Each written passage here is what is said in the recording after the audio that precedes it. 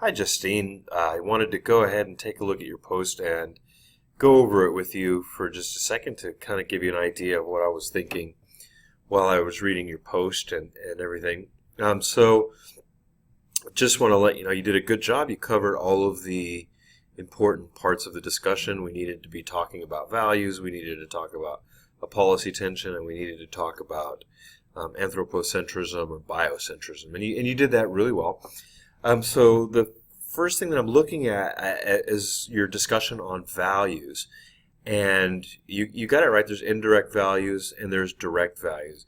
Now, I would recommend trying to use the vocabulary that's used in your text. So, in your text, these values here at the top are sort of what you should use to describe and identify the different values. Because in your post, you're talking about the serenity of the landscape. It's a good place to go relax, look at the endless water, escape the congestion of the city.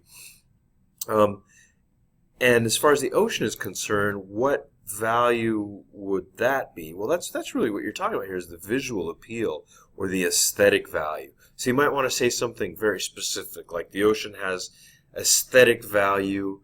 We use it for, just what you described. We use it for going and relaxing, looking out over the ocean for its beauty, and we value seascapes and that sort of thing. Now, surfing, diving, snorkeling, and other ocean-related activities might actually fit into this recreational and scenic appeal category as well. So in your book, it's categorizing these aesthetic values as being direct rather than indirect. And the reason is because for some of those things, we can actually quantify how much they're worth. You might not think that a pretty view is worth money, but it actually is, because if you have a house with a view of the ocean, that house is automatically going to be worth more money than a house that has no view of the ocean in the same neighborhood. So in these sort of weird ways, we can use economics to put a value on something that's aesthetic. And recreational and scenic opportunities definitely have value.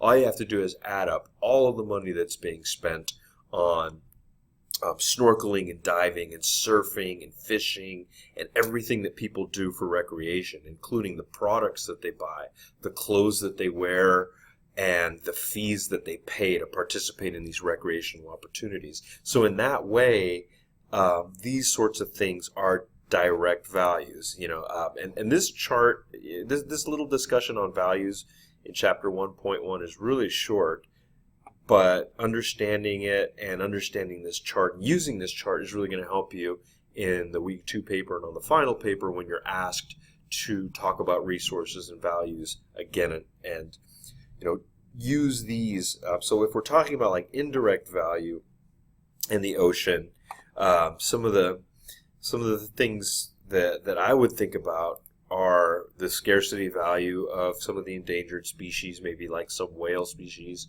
The intrinsic value is really kind of hard to understand. Just every living thing has value just because it's alive, and the ocean supports a great deal of life. And then, of course, the option value. That's being put into jeopardy by climate change as the ocean begins to acidify.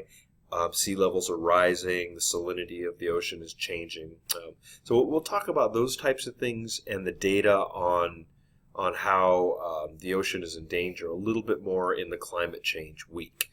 But indirect values are really kind of hard to put a dollar value on, because how do we guess how much value the ocean is going to have in the future or when it's gone? And how do you put a value on living things that you don't eat?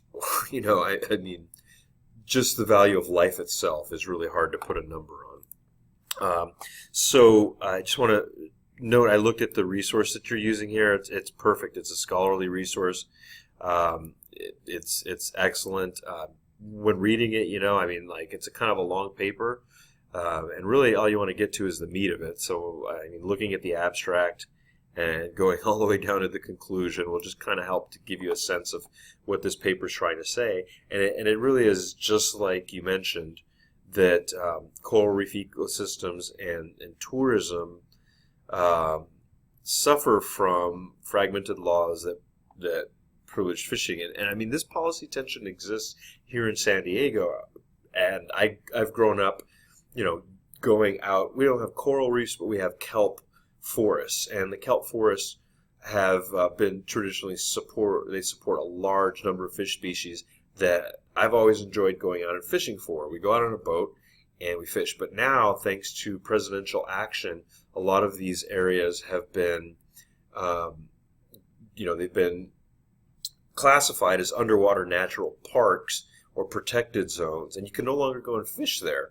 And that's really strange to a lot of people, because that was the primary source of revenue for these areas. Like, there really isn't a whole lot of diving going on in these cold California waters out in the kelp forest. So primarily people were going out there for fishing, and that was what was bringing the value in, for the communities as far as recreation and tourism dollars.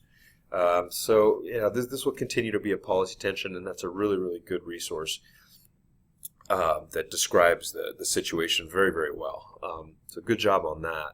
And the last thing that you talk about, anthropocentrism and biocentrism, I think you understand those perfectly. Man-centered or nature or biosphere-centered. So that's about it. You did a good job on that post, and if you have any questions, just let me know.